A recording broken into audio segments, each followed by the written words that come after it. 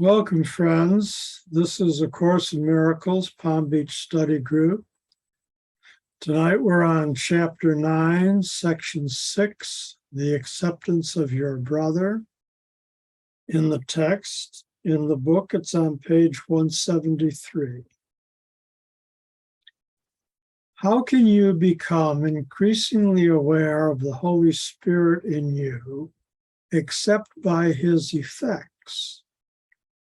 You cannot see him with your eyes, nor hear him with your ears. How then can you perceive him at all? If you inspire joy and others react to you with joy, even though you are not experiencing joy yourself, there must be something in you that is capable of producing it. If it is in you and can produce joy, and if you see that it does produce joy in others, you must be disassociating it in yourself. Well, let's go over that again. I don't know if I misread it.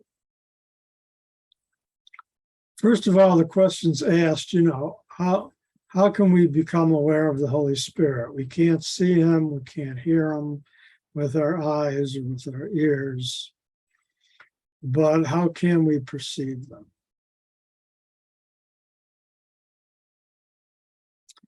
So if you inspire joy and others react to you with joy, even though you are not experiencing joy yourself, there must be something in you that is capable of producing joy.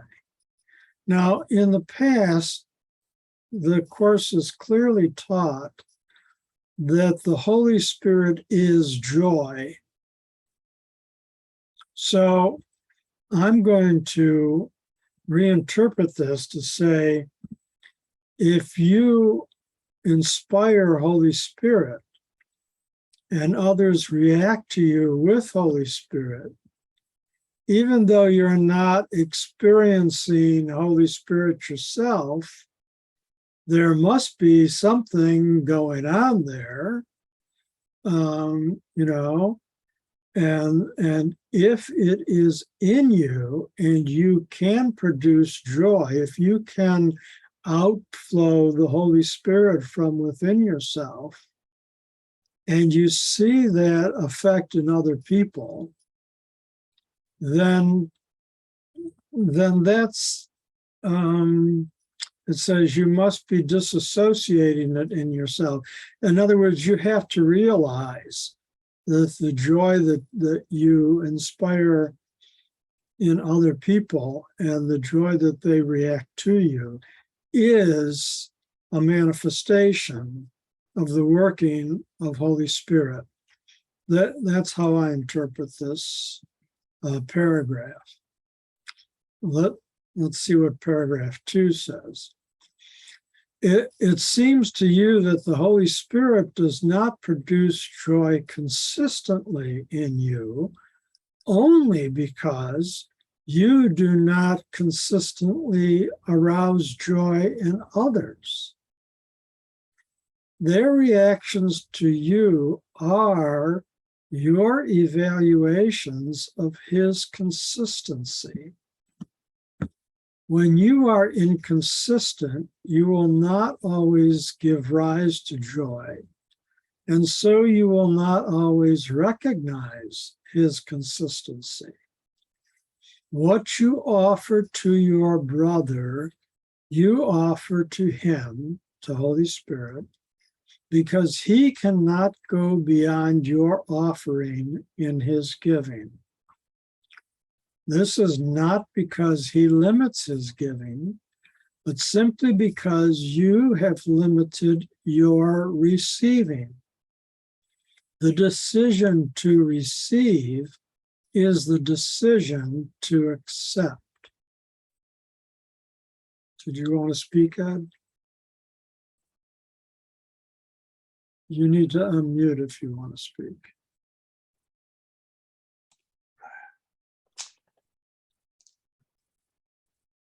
I have a question. The holy, are we capitalizing the first letter of his being the Holy Spirit, or is it Yes. the capitalization of, is it God or is it Christ? Which, are we capitalizing the first letter of The capital He's and Hims are referring to Holy Spirit. not to God, not to Christ? Or Well, just you know, on one level, they're all the same. okay. But as far as the text is concerned, we're specifically talking about Holy Spirit. Okay. Remember, Holy Spirit is our direct connection with the Father. It is the Holy Spirit within each of us that connects us as spiritual beings to the Creator. And these hymns and hisses are specifically referring to Holy Spirit. Okay, thank you. You're welcome. So basically what they're saying here is that if you want to,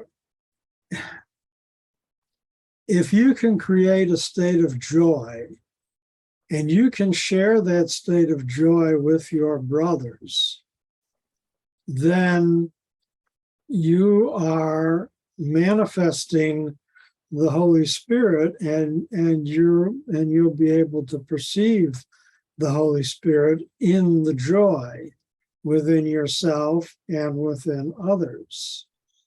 So even though we can't see him with our eyes or hear him with our ears, we can perceive him through our joy.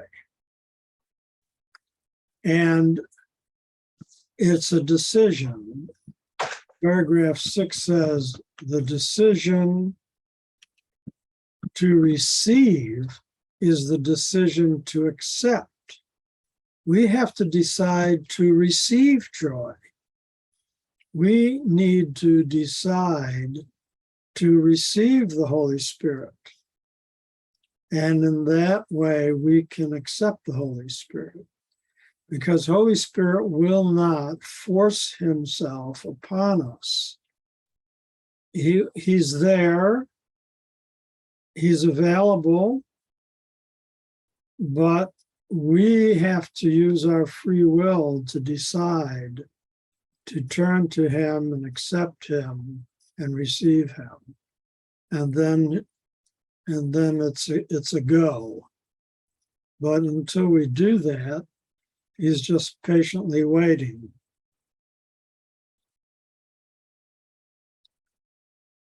Are you speaking? I was. Then shouldn't joy be capitalized? Oh, well, I don't know. If I was editing it, I just might capitalize it, but I'm not going to worry about that now. Well, you can't have joy without the Holy Spirit. The Holy Spirit is the progenitor of joy, but the joy. Well, joy is a manifestation of the Holy Spirit, and I'm thinking that they're only capitalizing nouns and pronouns. Throughout the book, I don't see any capitalization on, just persons or pronouns. I mean, joy is a noun, but Right. it's not a person. Well, you can't have joy without the Spirit. So that was what I was. Yeah, I get where you're coming from, but again, I'm not the editor of the book, and so. All right. Okay.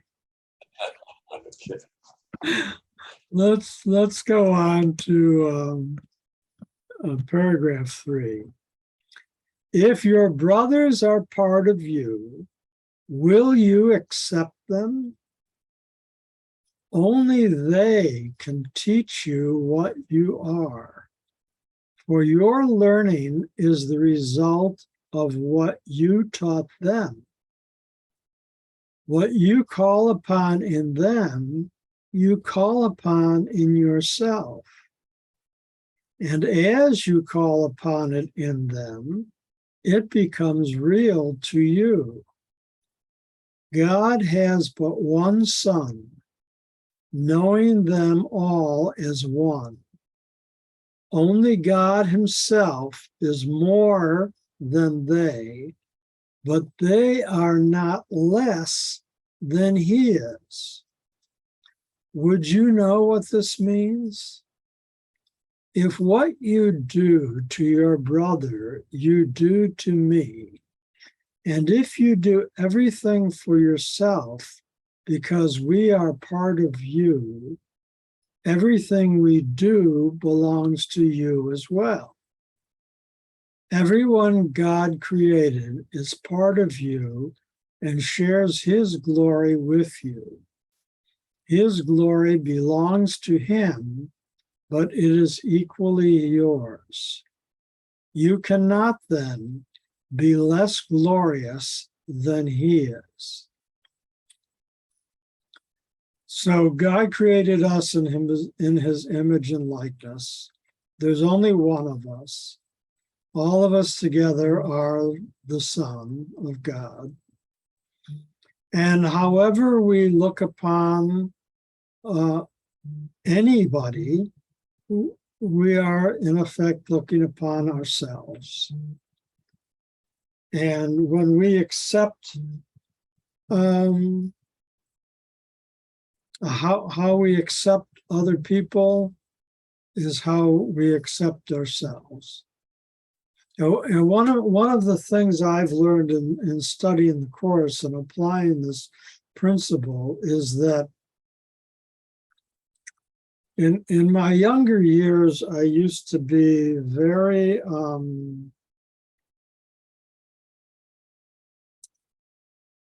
judgmental about other people. And I do my best now to judge everybody equally as the Son of God, as myself.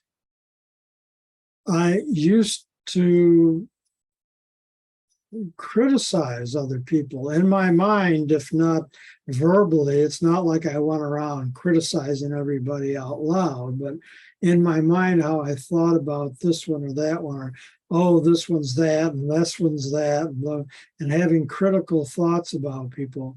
And I really, really try very hard to stop myself today from doing that. When I find myself coming with a critical thought about somebody, I try to stop it immediately and turn it around instead and say, no, I judge you as a child of God. You are an eternal spirit, just as I am. We are all equal in God's eyes, and I will not criticize you for your behavior or your dress or your whatever the criticism might have been. And so that's how I've tried to apply these teachings, being diligent in my own mind with how I think about my brothers. And you can do that while you're driving in traffic. While I'm driving, while I'm whatever I'm doing, it doesn't matter.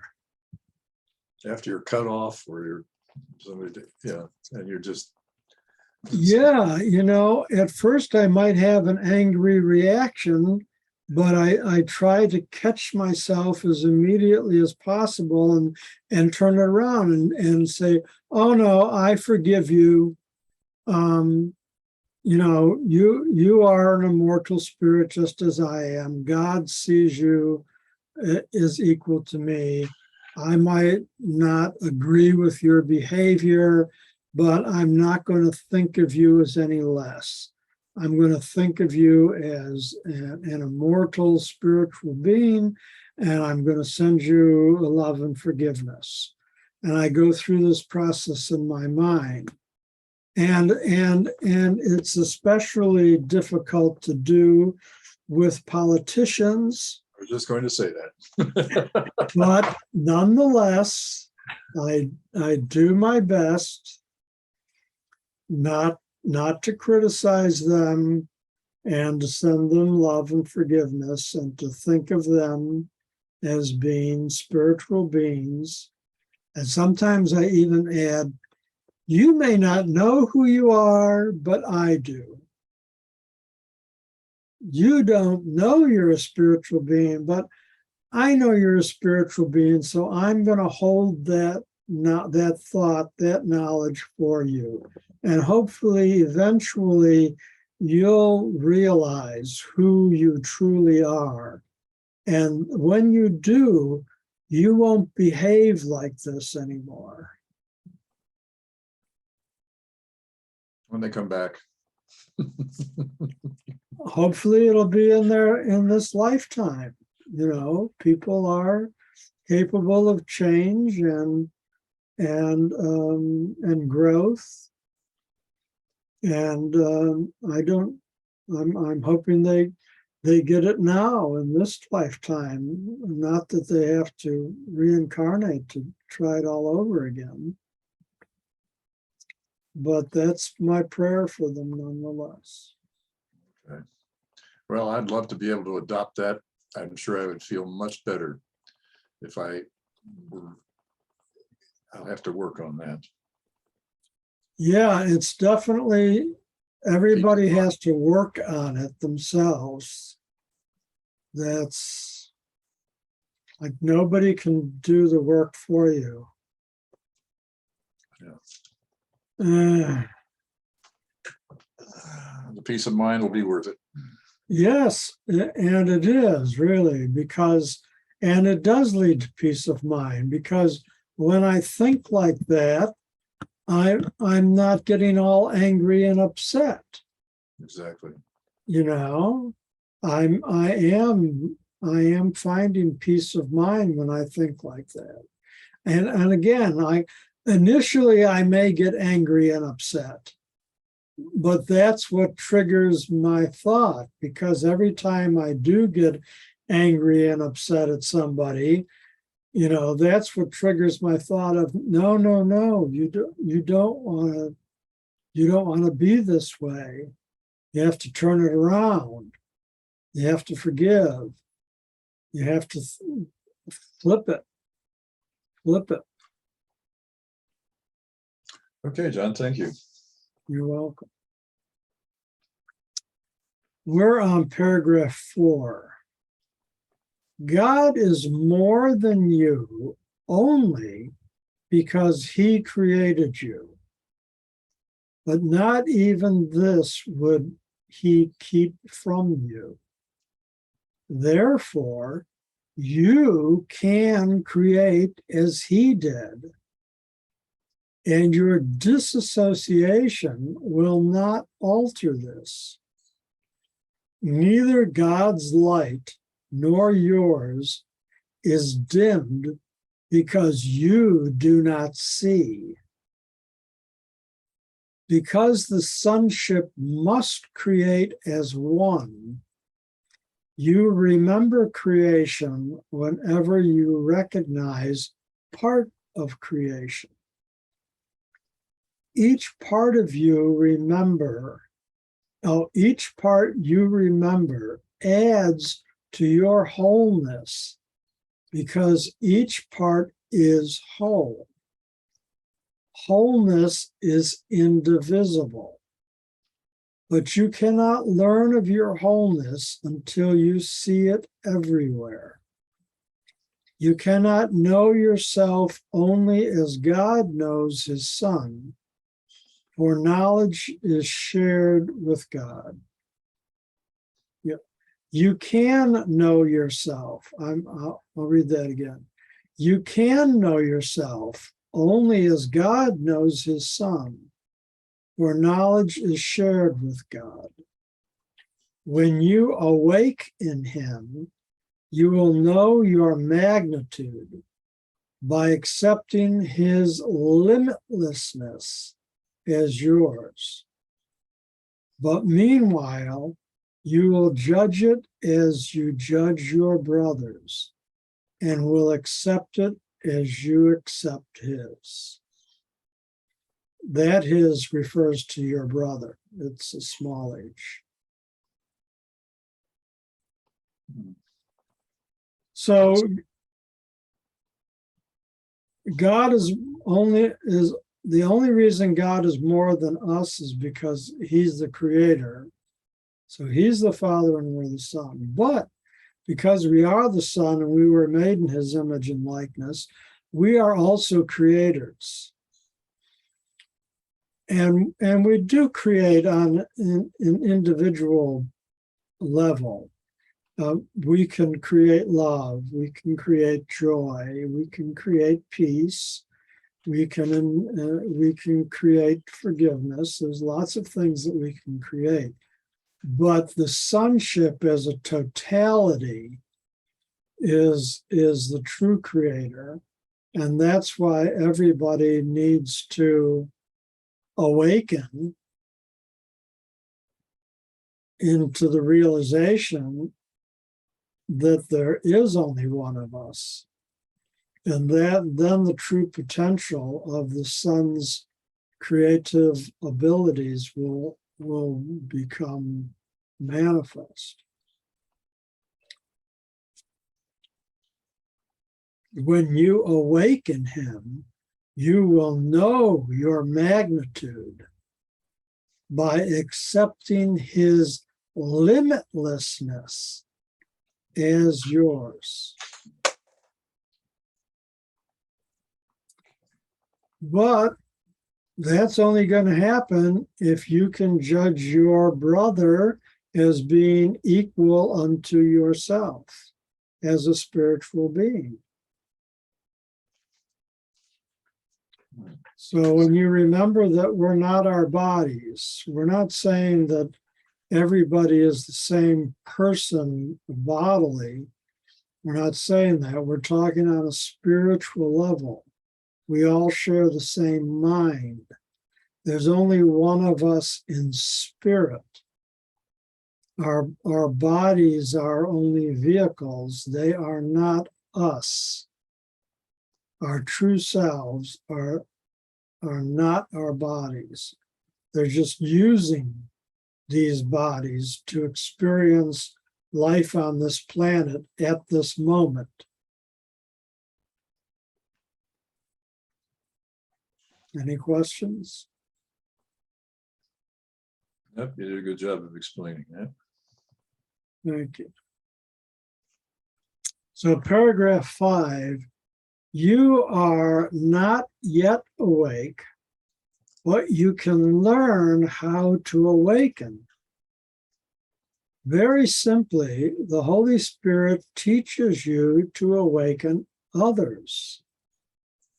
As you see them waken, you will learn what waking means. And because you have chosen to wake them, their gratitude and their appreciation of what you have given them will teach you its value. They will become the witnesses to your reality, as you were created witnesses to God's. Yet when the sonship comes together and accepts its oneness, it will be known by its creations, who witness to its reality as the Son does to the Father.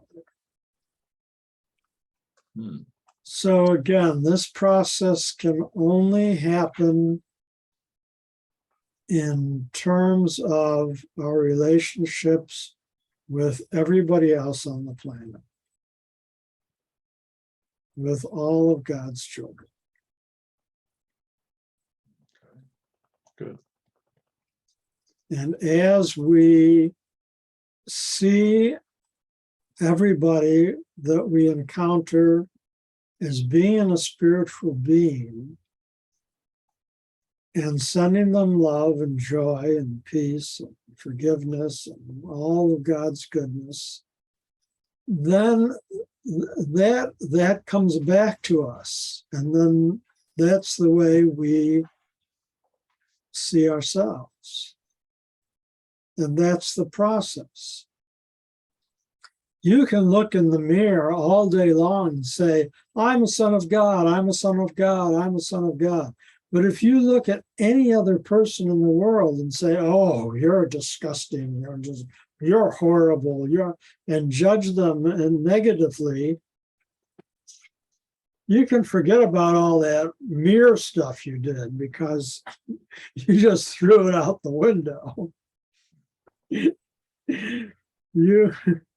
The only way you can truly see yourself as a spiritual being is by seeing everybody else as a spiritual being. That's basically what we're being told there. Good. Paragraph 6. Miracles have no place in eternity because they are reparative. Yet while you still need healing, your miracles are the only witnesses to your reality that you can recognize. You cannot perform a miracle for yourself because miracles are a way of giving acceptance and receiving it. In time, the giving comes first, though they are simultaneous in eternity, where they cannot be separated. When you have learned they are the same, the need for time is over. In the spirit world, there is no time. It's all now. It's all eternity, and it's all now. All past, present, and future is one. And the miracle is, this is A Course in Miracles, the miracle is that you awaken to know yourself and everybody else as a spiritual being through love and forgiveness. And so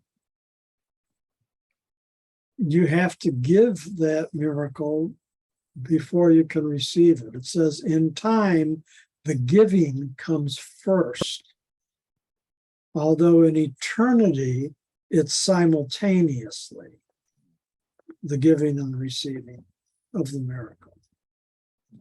But in time, we're in the time on this planet, then the giving has to come first. You have to give first if you want to receive.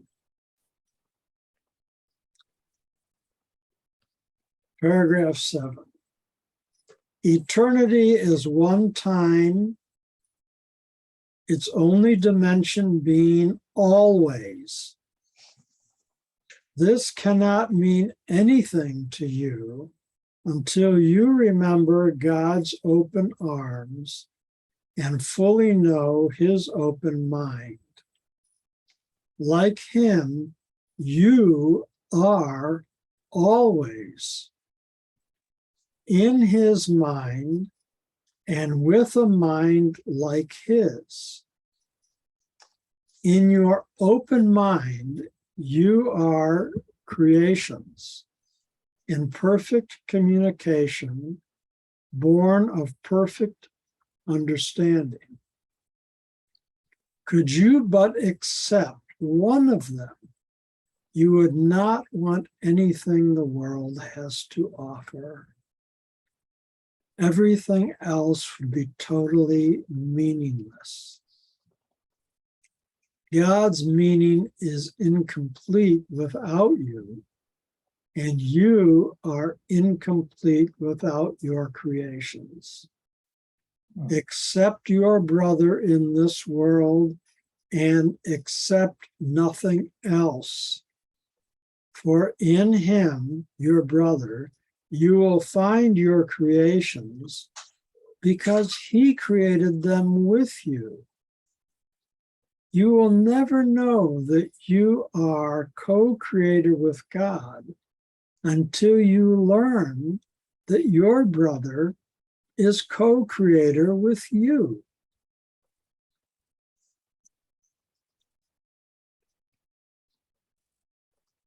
You will never know that you are co-creator with God until you learn that your brother is co-creator with you.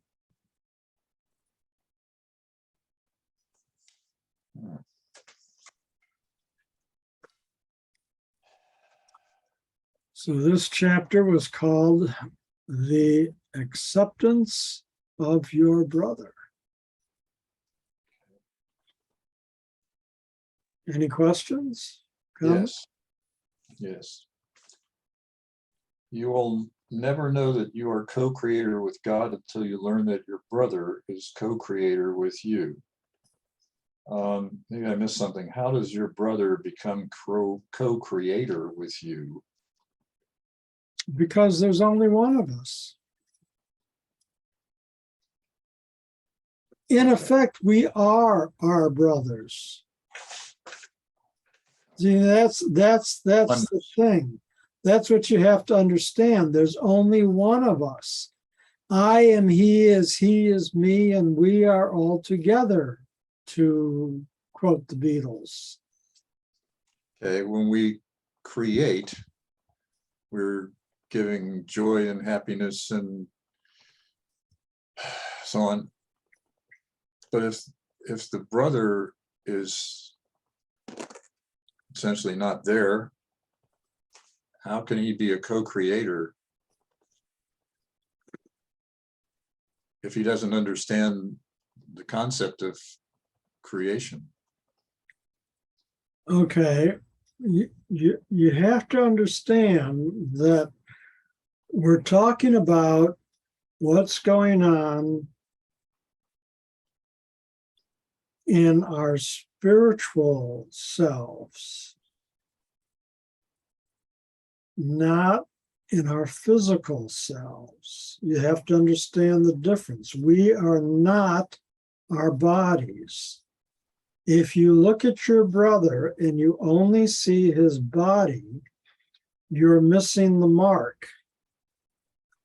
The idea is to be able to understand that you're a spiritual being and that your brother, regardless of whatever body he or she is in, is also a spiritual being, and that your spiritual being and their spiritual being are the same spiritual being, because there's only one of us on that dimension, on that level.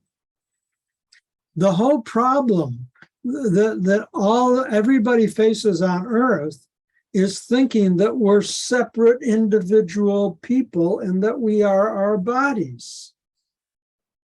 That's the big misconception. But our minds. There's only one mind. The mind is of spirit. Spirit indwells the mind. Mind is universal. But if we've learned the meaning of creation and the brother hasn't learned the meaning of creation, how can the brother become the co-creator? Even if this oneness, I mean,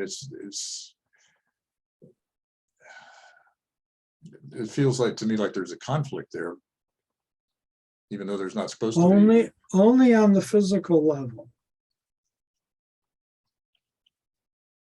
Well, so you know the concept on the physical level, is it? You know the concept of that everybody has a higher self? Yes. Okay.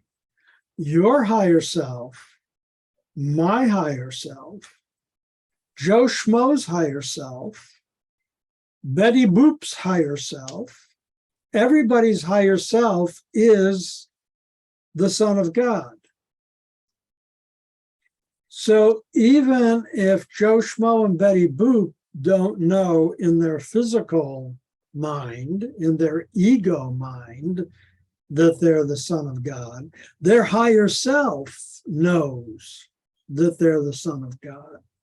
And so the trick here is to communicate between your higher self and their higher self by seeing that brother not as their body, but as their spiritual selves, as their higher self. Do they have a higher self? Or do we Everybody ever, has a higher self. but we may or may not experience that higher self. Well, that's what we need to learn to do, is to become conscious of their higher self. That's what the Course is all about. Accepting your brother as yourself. Okay. Well, it's like, you were talking about politicians. I mean, do the politicians see beyond their ego? Do they see their spirit mind? Well, some may and some may not. It depends on the individual. Some of them may have an inkling of it. They may not see it clearly, but that's what a person's conscience is. No matter if they're a politician or a doctor or whoever they are, a lawyer or whatever, it doesn't matter what their occupation is. Whether they're a housewife or whether they're a refugee in the Ukraine or whatever, that Some politicians obviously have a higher mind. Other ones don't obviously have a higher mind. So that's where I was having a problem. Yeah, some people don't manifest Exhibit, yeah. their higher. Everybody is a spiritual being. That's a given. That's what we're being taught here. Okay. That there's only one of us. Everybody is our brother, and all of our brothers are me. So everyone has a higher self, but not everyone is conscious of that or is operating from that knowledge. Some people are just caught up in the material world, and they're completely selfish and hedonistic and narcissistic and hateful and what have you. And that's the problem. We wouldn't have poverty and warfare and all of this stuff going on this planet if everybody was aware of their spiritual selves.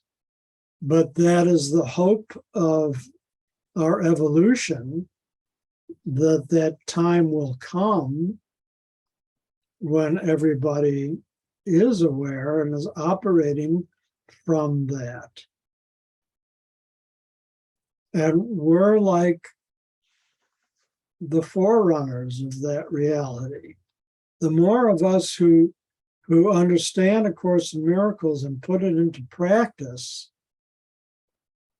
the greater the consciousness of the entire planet is rising. And that's actually our job right now in this incarnation.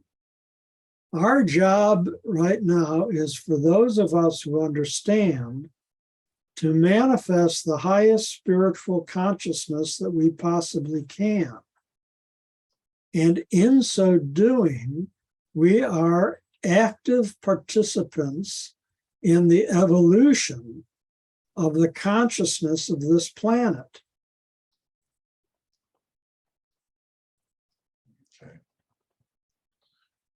Okay, thank you. That helps. That helps a lot. I'll try to apply that in my everyday life. Yeah, that's the thing. We have to apply it. First comes the understanding, the intellectual understanding. Okay, I got the concept. And like I said, now the next part is you have to apply it. When you find yourself getting angry, when you find yourself criticizing other people, then you have to stop that behavior, turn it around, and project love and forgiveness and peace and joy to those people. And in doing so, you're turning around. The more you do it, the easier it becomes, until finally, I mean, everybody needs to become like Jesus.